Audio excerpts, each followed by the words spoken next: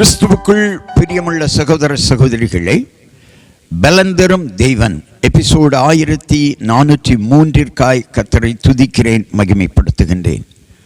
இந்த நாளிலும் நீதிமொழிகள் 16 அதிகாரம் 22வது வசனத்தை நான் உங்களுக்காக வாசிக்கின்றேன்.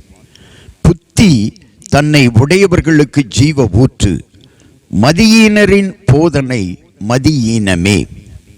புத்தி தன்னை உடையவர்களுக்கு ஜீவ ஊற்று, மதியீனரின் போதனை மதியீனமே. புத்தியானது அதனை நிறைவாக பெற்றவர்களுக்கு ஜீவ ஊற்றாக காணப்படும். வேத புத்தகத்தில் கூட அநேகர் புத்தியீனமாய் செய்திருக்கிறார்கள்.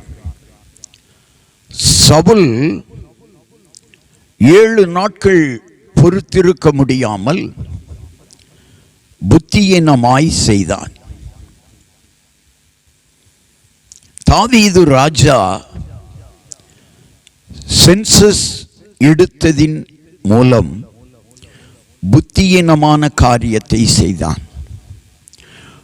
பழைய ஏற்பாட்டின் அநேக ராஜாக்கள் புத்தியீனமாய் செய்திருக்கிறார்கள்.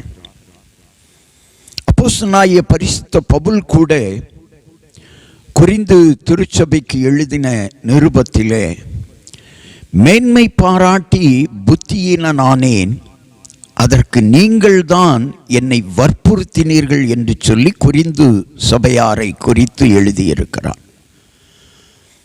எனவே புத்திமானாய் நடந்து கொள்ள வேண்டும். புத்திமானாய் நடப்பவர்களுக்கு அது ஜீவ ஊற்று. மேலும் மேலும் புத்தி வந்து கொண்டே இருக்கும், மேலும் மேலும் ஞானம் வந்து கொண்டே இருக்கும். ஞானமாய் செயல்படுகிறவர்களுக்கு மேலும் மேலும் ஞானத்தை தேவன் தருவார்.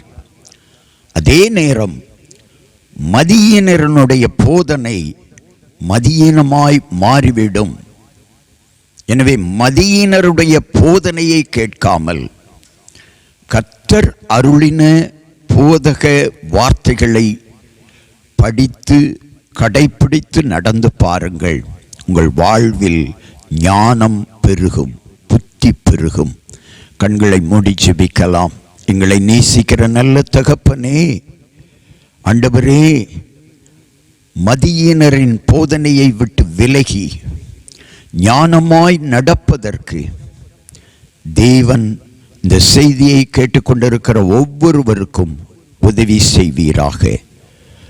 புத்தி உடையவர்களுக்கு அந்த புத்தியானது, ஞானமானது ஜீவ ஊற்றாக காணப்படும். இந்த செய்தியை கேட்டுக்கொண்டிருக்கிற என் அன்பு சகோதரனே, சகோதரியே, ஞானமாய் நீ நடப்பாயானால் ஞானம் உனக்கு ஜீவ ஊற்றாக வந்து கொண்டே இருக்கும்.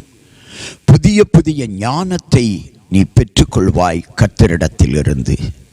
ஞானமாய் நடந்து ஞானத்தை ஜீவ ஊற்றாக பெற்றுக்கொள்ளுங்கள். இயேசு கிறிஸ்துவின் நாமத்தில் ஜெபிக்கிறேன் பிதாவே, ஆமென்.